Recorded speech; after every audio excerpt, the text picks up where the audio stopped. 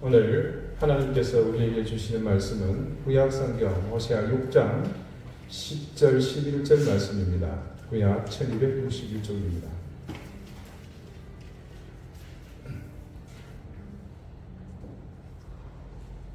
호세아 6장 10절 11절 말씀을 제가 읽겠습니다. 이제 다 같이 자리에서 일어나셔서 하나님의 말씀을 경청하십시오. 내가 이스라엘 집에서 가증한 일을 보았나니 거기서 에브라임은 음행하였고 이스라엘은 더럽혀졌느니라. 또한 유다여, 내가 내 백성의 사로잡힘을 돌이킬 때에 네에게도 추수할 일을 정하였느니라. 아멘. 자리에 앉으시기 바랍니다. 하나님께서 이 말씀으로 우리에게 은혜 주시기를 원합니다.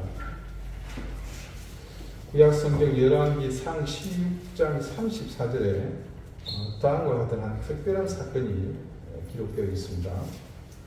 그 시대에 베델 사람 히엘이 여리고를 건축하였는데 그가 그 터를 쌓을 때에 맏아들 아비람을 잃었고 그 성문을 세울 때에 막내 아들 스굽을 잃었으니 히엘이라는 사람이 순차적으로 큰아들과 막내 아들이 죽는 일이 일어났습니다. 부모가 아닌 아들이 먼저 죽는 일은 정말로 슬프고 참담한 일입니다. 그것도 하나가 아니라 첫 번째와 막내가 죽었다는 것은 어디 비할 데 없는 크나큰 슬픔이고 절망입니다. 첫째 아들은 아들 중에서도 가장 귀한 아들입니다. 고대 사회에서 어디나 그랬겠지만 그 아들이 곧 가계를 이어갈 적자이기 때문입니다. 국가에서는 왕위를 이을 후계자죠. 그래서 소위 애들 말로 부모들은 어려 큰아들에게 기대를 걸고 몰빵합니다. 그 몰빵이라는 말이 있더라고요. 저는 아이들이 만든 용어인 줄 알았더니 몰방이라는 말이 있습니다. 사격을 할 때 한쪽에 몰아서 한다는 그런 뜻입니다. 아무튼 그렇게 몰빵하죠. 다른 형제들은 대충 학교를 다니거나 말거나 큰아들은 소 팔고 농 팔아서 서울 유학시키는 게 예전 우리나라 대부분 가정의 그 형편이었습니다. 이스라엘도 마찬가지입니다. 큰아들에게 아버지는 자신의 모든 것을 쏟아부어서 하나님으로부터 복을 빌어주는 그런 일을 할 수 있는 존재입니다. 그래서 큰아들은 그런 특권을 누리죠. 당연히 집안의 모든 권한을 물려받는 존재입니다. 그런 큰아들이 죽었다, 그 집의 기둥 뿌리가 뽑히는 것과 다르지 않습니다. 애굽에서 이스라엘 백성이 출애굽하고자 할 때 바로가 막아서죠. 그러자 하나님께서 10가지의 재앙을 내리셨습니다. 피, 개구리, 입, 파리, 악질, 독종, 메뚜기, 우방, 메뚜기, 그 다음에 흑암, 이렇게 9개의 재앙을 모두 겪으면서 바로는 완강하게 버텼습니다. 물론 나중에는 우선 수용을 하지만 다시 약속을 번복하죠. 그건 다른 말로 한 번 경험해 봤는데 그런 거 2번 한다고 해도 우리는 버틸 수 있다는 그런 뜻입니다.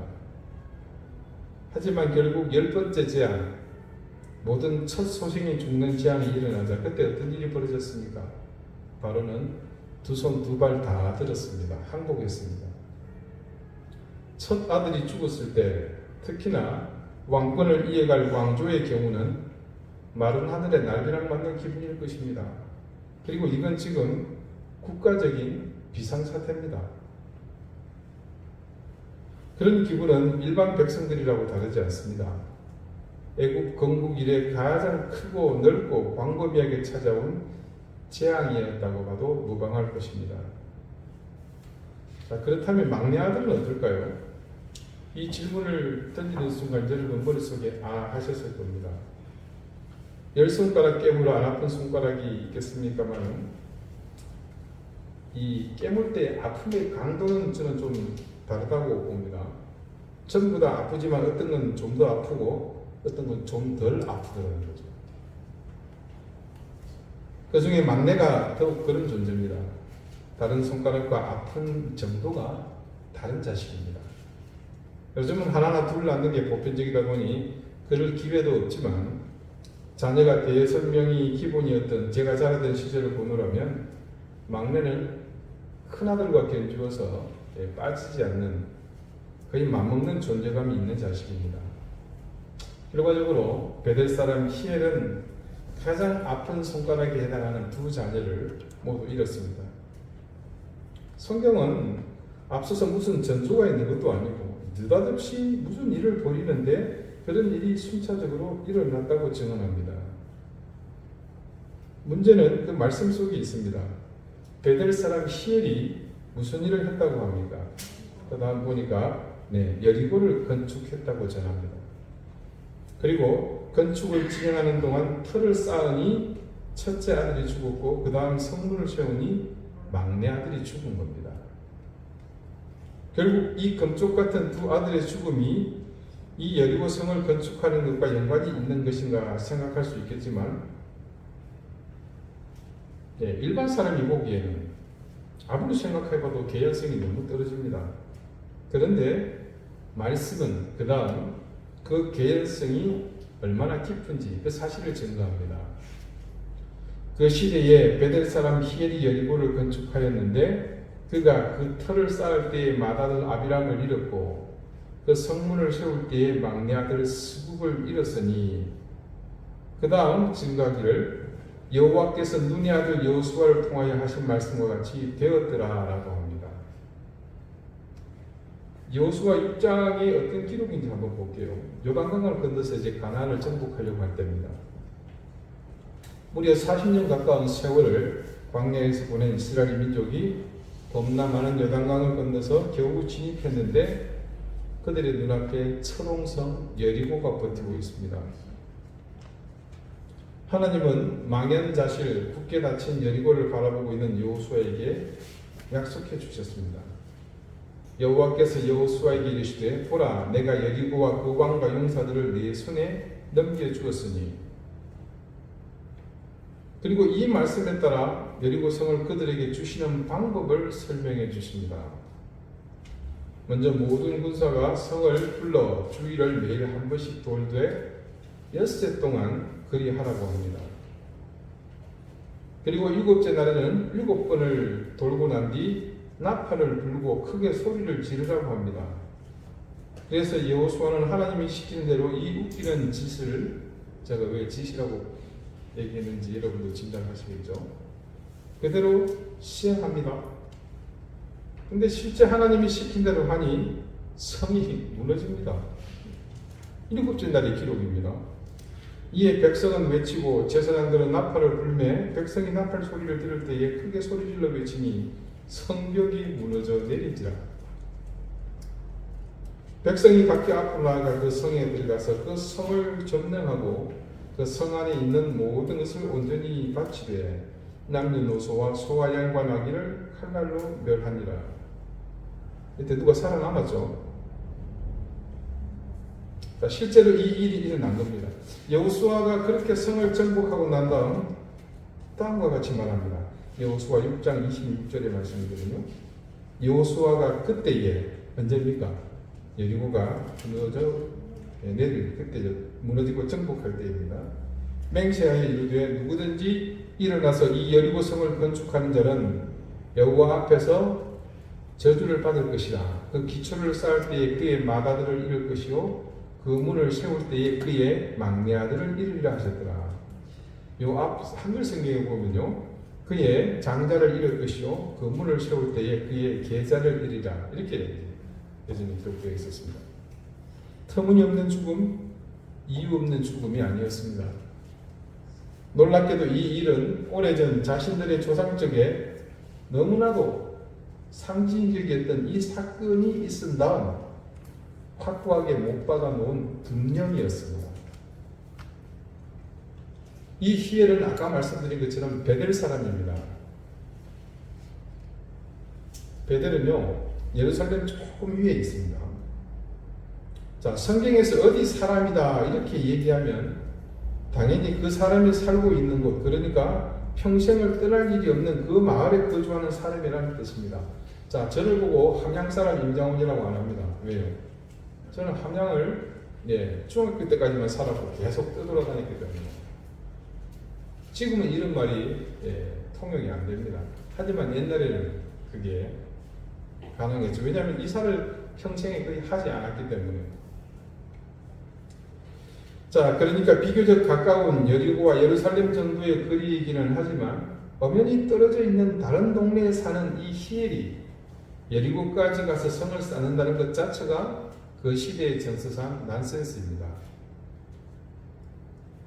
아마도 그때까지 여리고가 황폐한 상태로 방치되어 있었을 것으로 추정되는데, 그렇게 입지가 좋은 곳에 폐허가 된 성이 있다는 것은 당연히 그럴 만한 이유가 있는 것 아니겠습니까? 근데 그 이유도 제대로 알아보지 않고 히엘이 성을 건축했다는 것은 스스로 화를 불러온 것이라고 밖에는 빨리 해석할 길이 없습니다. 히엘이 화를 자초한 것은 또 다른 의미가 있습니다. 그것은 짐작하시겠지만 여호수아가 하나님을 두고 맹세한 사실을 히엘이 너무 가볍게 생각했다는 사실입니다. 더군다나 첫째 아들이 죽었어요. 그런데도 멈추지 않고 계속 진행했다는 것은 결코 가볍게 넘길 사안은 아니라고 봅니다. 여리고 성은 나름 규모 있는 성읍이었습니다.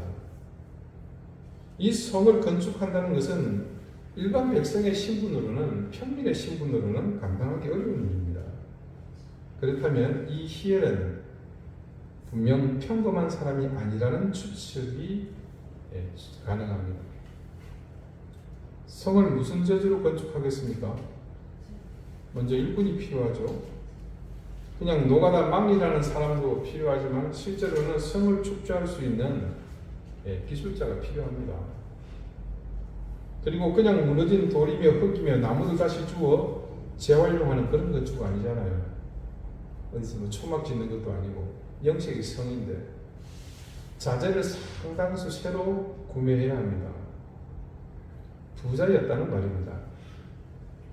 아니면 그와 비견할 어떤 힘이 있는 사람이라는 말이죠. 자, 여러분 모두 그런 것은 아닙니다만 부자의 특징 중 대표적인 것이 있다면 어떤 걸 들 수 있겠습니까? 남의 말 잘 듣지 않습니다. 들을 필요가 없지요. 안 되면 자기 돈으로 하면 되니까요. 예나 지금이나 돈으로 안 되는 거 사실 별로 없습니다. 그러니 부자는 그때도 지금도 남의 말 잘 안 듣습니다. 그냥 부자는 자기가 생각하는 대로 결정하고 그걸 명령하는 사람입니다. 지금 이런 부자의 일반적 특징을 말씀드리는 이유가 이 여리고 성 건축과 맞물린 중요한 이유가 있기 때문입니다. 사실 이스라엘을 가보면요, 예루살렘도 그렇거니와 베델도 비옥한 토지가 있는 곳이 아닙니다. 모두 높은 지대에 자리 잡고 있습니다. 그래서 외적의 침입에 대비하기는 좋습니다만 농사를 짓거나 목축을 하기에는 좋은 입지가 아닙니다. 반면에 여리고는 다릅니다. 여리고 옆에 뭐가 있습니까? 요단강이 흐르고 있습니다. 모든 것이 풍부합니다. 실제로 제가 이스라엘에 갔을 때에 예루살렘과 여리고는 물가 자체가 틀려요. 예루살렘 시내의 마트와 여리고 시장의 물건 가격은 한국의 정서당 한 2배 정도까지 우리가 용서가 되죠. 근데 거기는 최소 4배가 넘습니다. 쉽게 비교하자면 마트 가서 요만한 장바구니 하나 돌 돈이면 여리고 시장을 가면요, 차 트렁크를 하나 채우고 옵니다. 제가 직접 그걸 가서 봤어요. 채소도 한눈에 보기에 튼실해 보이고 과일도 맛이 월등히 좋습니다. 여리고에서 망고를 한번 드셔보십시오. 먹다가 뒤로 넘어집니다. 한번 준비해서 같이 가시자고. 여러 가지 면에서 좋은 입지를 가지고 있는 동네입니다. 그런데 그 여리고가 그 중심에 있는 성이 무너진 채 그대로 방치되어 있습니다. 물론 이유는 알고 있습니다. 그곳을 자신들의 조상이 정복하면서 기적처럼 무너뜨렸고, 그리고 무너진 그 자리를 여호수아가 여호와 하나님의 이름으로 저주를 내렸기 때문이라는 것을 말합니다. 그런데 열왕기의 말씀이 기록된 그 시기는 다윗 이후거든요. 훨씬 이후입니다. 여호와 하나님의 말씀이 지나가는 개가 짖는 정도로 여겨지던 그런 때입니다. 그런데다가 히엘 사람, 베델이 아니고 베델 사람 히엘은 어떤 사람입니까? 예, 부자입니다. 시대는 하나님의 말씀 정도는 동네 애들끼리 주고받는 소음 정도로만 여기던 때였고, 자신은 언제든 남의 말, 하나님의 말, 조상적인 말을 안 들을 수 있는 만반의 준비를 하고 있으니 여리고에 내려진 저주 따위는 안중에도 없을 가능성이 상당히 큽니다. 그리고 주변의 분위기를 보아하니 저 임자 없는 성을 내가 차지하지 않으면 어떤 놈이 언제 꿀꺽 삼킬지 불안하기도 합니다. 이래저래 모든 상황은 자신이 여리고 성을 차지하고 새로 짓도록 등 떠밀고 있습니다. 그래서 시행사를 섭외해서 설계도면부터 그리라고 주문 넣고 이내 동사무소에 돈봉투 들고 가서 건축허가 받아냈습니다. 돼지머리 놓고 제사를 거하게 지내고 나서 토목공사를 시작합니다. 탑하기를 시작하면서 주춧돌을 대충 정리하는데 갑자기 집에서 큰일이 났다고 하인이 찾아왔습니다. 왜 왔는지 우리는 알고 있죠. 집에 큰아들이 급사를 했기 때문에 황급히 찾아옵니다. 자, 상식적으로 큰아들이 죽었습니다. 그럼 일반적으로 지금 하던 일 전부 올스톱입니다. 얼마나 중요한 일이 있었는지 모르지만 큰아들의 사망 소식과 비교할 수 있는 일은 지금 그 상황에서는 없기 때문입니다. 그런데 큰아들이 죽었지만 공사가 멈춘 것이 아닙니다. 말씀이 증언하는 바에 따르면 그럼에도 불구하고 히엘은 그 다음 성문을 세웠고 그때 막내 아들도 죽고 맙니다. 도무지 이해가 안 가는 일이 일어났습니다. 큰아들이 죽었음에도 공사가 멈추지 않고 진행되었다는 것은 두 가지 정도로 상황을 추측해 볼 수 있습니다. 먼저 집에서 장남의 사망 소식을 전하러 온 사람에게서 제대로 이야기를 듣지 않았을 경우입니다. 이를테면 주인님 집에서 하인이 급한 소식을 두고 찾아왔는데요. 바빠 죽겠네. 야 그냥 돌아가라 그래. 주말인데 집에 간다고. 자, 이렇게 집에서 온 급한 전가를 듣지도 않고 이야기를 전하러 온 사람을 그냥 돌려보냈을 가능성이 있는데요. 근데 그냥 집에 송아지가 죽은 것도 아니고 도둑을 맞은 것도 아니고 장남이 죽었습니다. 이 하인이 아무 소리도 안 하고 그냥 순순히 돌아갔을까요? 아닙니다. 이 가정은 가능성이 희박하죠. 그 다음에 또 한 가지는 뭡니까? 이 히엘이 여리고에 서린 저주에 대해서 알았느냐 몰랐느냐, 이 두 가지의 경우가 수에 따라서 또 다르게 접근할 수 있는 문제입니다. 몰랐다고 했을 때입니다. 갑자기 큰아들의 사고 소식을 들었을 때 아마 본인은 모르겠지만 일꾼 중에는 그 사실을 아는 사람이 있지 않았겠습니까? 그래서 그 저주 때문입니다라고 히엘에게 그 사고의 원인을 전했을 가능성이 있습니다. 반면 알았다고 했을 때입니다. 이제 시간 차이가 있을 뿐 그런 사실을 알게 되었다는 것에 있어서는 별다른 차이가 없습니다. 어떤 것이 되었건 지금 이 일, 큰아들에게 일어난 병고가 그것이 원인이 되었다는 사실을 깨닫게 되었습니다. 그렇다면 이때 선택은 다른 옵션이 없죠. 그냥 무조건 멈춰야 합니다. 아니면 막내 아들도 이럴 것이기 때문이죠. 그런데 말씀이 정언하는 바에 따르면 히엘은 멈추지 않았습니다. 결국 성문을 세우게 되면서 여호수아의 저주는 완성됩니다. 막내 아들도 큰 아들의 뒤를 따라 갔습니다. 이 사실을 미루어 보건대 히엘이 그렇게 한 원인은 한 가지입니다. 히엘이 이 여호수아의 저주를 담은 예언을 무시했다는 겁니다. 이런 주장에 설득력이 있는 것이 앞서 히엘이라는 사람의 어떤 성향의 사람인지를 짐작하게 하는 그 부분에서 원인을 찾아볼 수 있습니다. 하나님 말씀이 동네 개 짖는 소리만도 못하던 시대에 자신이 가진 것으로 남의 말 듣기보다 자기 고집대로 하는 것이 익숙한 사람에게 충분히 일어날 수 있는 일입니다.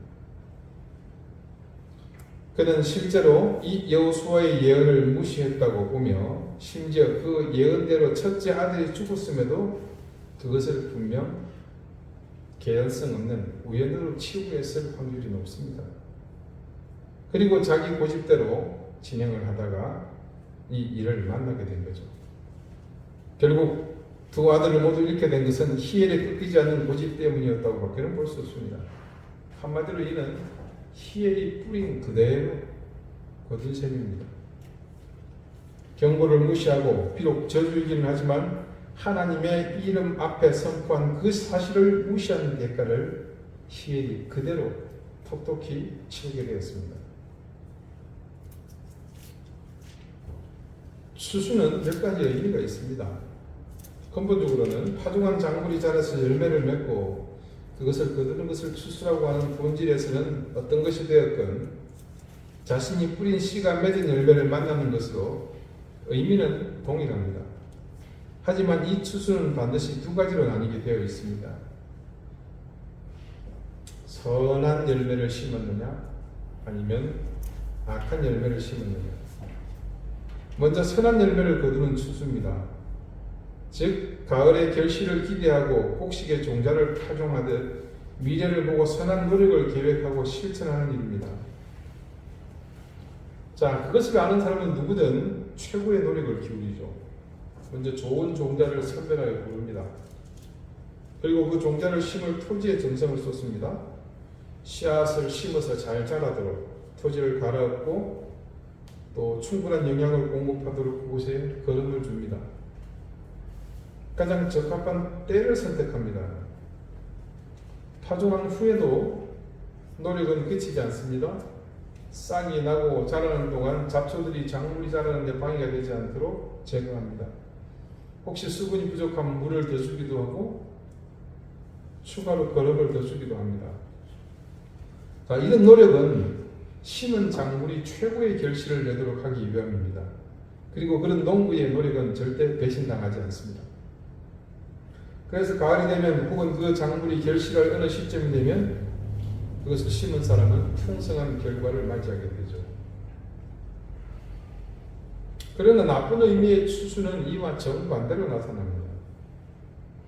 농부가 추수를 목적으로 하는 그런 의도와는 전혀 상관없이 파종됩니다. 파종하는 것이 아니라, 즉 자의에 의해서가 아니라 자신이 무관심한 그 와중에 뭔가가 자신의 의지와 관계없이 자신에 의해서 파종된다는 말입니다.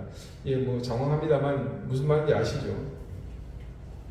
자신도 알지 못하는 사이에 파종된 것이지만 그 씨앗의 주인은 누굽니까? 자기 자신입니다. 자신이 알지 못하는 사이에 파종된 것이기에 그 존재를 알지 못하므로 부지중 심긴 그 씨앗이 싹이 트고 자라는 사실도 알지 못합니다. 이런 경우 설령 안다고 하지만 대부분은 그것을 대수롭지 않게 여깁니다. 그렇게 생각한다는 것은 그것이 자신과 무관하지 않다는 사실을 알면서도 그 사실을 방치하는 것과 같습니다. 그 사실을 알았을 때 누구든 그 즉시 중단하면 됩니다. 그죠? 희엘도 큰아들이 죽었을 때 그냥 멈추면 됩니다. 뿌리채 뽑아버리면 그렇게 심긴 악의 종자는 토지로부터 더는 양분을 공급받지 못하기 때문에 말라 죽어버립니다. 그렇게 되면 그 악한 종자로부터 자라나서 결실하게 될 열매를 수확하지 않아도 됩니다. 그러나 극히 일부를 제외하고는 그런 상황에서 돌이키거나 물러서는 사람은 없습니다. 우리가 보기에는 부지간에 일어난 일이고 이제 기회가 주어졌다고 생각합니다마는 기실은 자신이 그렇게 심고 또 자라고 있는 죄의 씨앗과 무관하다고 하나 실제로 자신이 구체적으로 적시하지 않았을 뿐 이미 그 죄의 씨앗을 충분히 품고 있었고 수많은 곳에 뿌렸다라는 그런 반증입니다. 오늘 말씀은 전체 이스라엘 백성이 가증한 일을 행하는 것을 하나님께서 보셨다고 합니다. 그 가증한 일의 한 가지가 에브라임, 북이스라엘이죠. 그들이 행한 음행이었습니다. 그로 인해 하나님께서 이스라엘이 더럽혀졌다. 그렇게 말씀하십니다. 그리고 남쪽 유다도 마찬가지입니다. 그들이 행한 일이 구체적으로 열리게 되지는 않았지만 하나님께서 백성의 사로잡힘을 돌이키실 때에 유다의 행한 일에 대해서도 추수할 일을 이미 정해 놓으셨다고 그렇게 말씀하십니다. 자, 여러분, 하나님은 공의로운 분입니다. 그분 자체가 공의죠. 그래서 이 우주 만물은 그분의 공의로우심을 바탕으로 움직입니다. 여러분, 세상 어디에도 하나님의 공의를 벗어나는 질서와 법칙은 존재할 수 없습니다. 많은데요. 네, 현실은 그렇습니다만 그것이 영속하지 못합니다. 여러분, 하나님의 공의가 얼마나 무섭고 확고한지 우리는 갈보리의 십자가 언덕에서 그 사실의 엄중함을 확인할 수 있지 않습니까? 인류의 죄를 그냥 무조건 용서해 주시는 것은 공의가 아니었습니다. 하나님은 그러셔도 되는데 그분 스스로가 공의로우시기 때문에 그 공의를 실현하시기 위해서 대가를 치르시잖아요. 본인이 치르셨습니다. 복에 따라 본인이 직접 매달리신 것이기도 하거니와 더 아픈 마음으로 보자면 자기 하나뿐이 없는 아들을 그렇게 제물로 십자가 형틀에 매달리게 하셨습니다. 그런 절대적 공의의 하나님은 반드시 모든 이가 뿌린 대로 거두게 하십니다. 무엇을 심든지 반드시 그 심은 것을 거두도록 하셨습니다. 유다가 추수할 것이 무엇이 있었겠습니까? 북이스라엘의 죄를 지적하시며 회개하라고 하니 유다는 그래도 좀 나은 것인가 생각하시겠지만 도끼인 개끼입니다. 일부는 북이스라엘의 죄악에 대한 예언의 메시지이지만 그보다 더 많은 예언서가 유다의 죄를 책망하고 그들의 심판을 예언하고 있습니다. 그러면서 이점에서 우리가 결론 지을 수 있는 한 가지가 있습니다. 그들 북이스라엘과 유다에게 하나님이 말씀하시는 추수라는 것은 결국 심판이라는 것을 말합니다. 창조주 하나님, 공의의 하나님은 반드시 심판하시는 분이십니다. 하나님은 그런 의지를 매년 반복되는 추수를 통해서 인간이 뼈에 새기도록 우리에게 거부할 수 없는 힘으로 당신의 섭리를 보여주십니다. 너희가 뿌린 것을 언젠가는 반드시 이렇게 거두는 날 추수의 때가 온단다. 하나님은 매 순간 우리에게 그 현장에서 우리 인생을 향해 말씀하십니다. 사랑하는 우리 이등교회 성도 여러분, 우리가 뿌린 것은 반드시 거둔다는 사실을 잊지 말고 기억하여 지켜 행하십시오. 우리가 심은 정직한 신앙과 바른 믿음은 반드시 우리가 귀한 열매로 추수할 때가 옵니다. 그와 마찬가지로 우리가 부지 중에 뿌린 죄의 씨앗도 반드시 열매를 맺고 추수할 때가 옵니다. 여러분은 무엇을 거두기를 원하십니까? 이 질문을 우리는 스스로 우문이라고 생각하면서도 비웃기라도 하듯이 자신 있게 대답합니다. 그러나 그 대답이 전부가 아닙니다. 이 질문을 우문이라고 생각하기에 이 질문이 바라보는 것을 제대로 알지 못해 우리는 그렇게 늘 자신만만하게 우답을 냈던 겁니다. 이 질문 앞에서 우리가 대답하기 위해서는 지금 우리 삶이, 우리 인생이 심고 있는 씨앗을 바라봐야 합니다. 매 순간 우리가 살고 있는 이 인생에서 무엇을 뿌리고 있는지 그것을 보라는 질문입니다. 우리가 살아온 순간들이 모두 모여서 그것이 인생이 됩니다. 그래서 그 모든 것이 모인 곳, 즉 추수의 현장이 바로 우리 인생이 최종 도달하는 곳이 됩니다. 우리는 모두 예외 없이 마지막 그 순간에 서게 될 것입니다. 그리고 그때 추수한 그것이 곧 내가 되며 내 인생이 되어서 나를 맞을 것입니다. 여러분은 어떤 여러분을 만나고 싶으십니까? 이제 말씀을 마칩니다. 우리의 인생이 여정을 마칠 때 하나님은 우리가 뿌린 것이 결실한 것을 거두는 수수의 현장으로 우리를 이끄십니다. 그래서 오늘 이 순간 그리고 이 순간이 지난 그 다음의 순간, 그 다음의 다음, 마지막까지 이어질 우리의 모든 다음과 그리고 그 다음을 거치면서 살아온 우리의 모든 이전에 심었던 모든 것을 우리는 그때 예외 없이 만나게 될 것입니다. 우리가 무엇을 만나게 될지 그것은 이제 여러분의 손에 달려 있습니다. 여러분, 우리는 모두 그때 반드시 추수합니다. 명심하십시오. 그리고 지켜 행하십시오.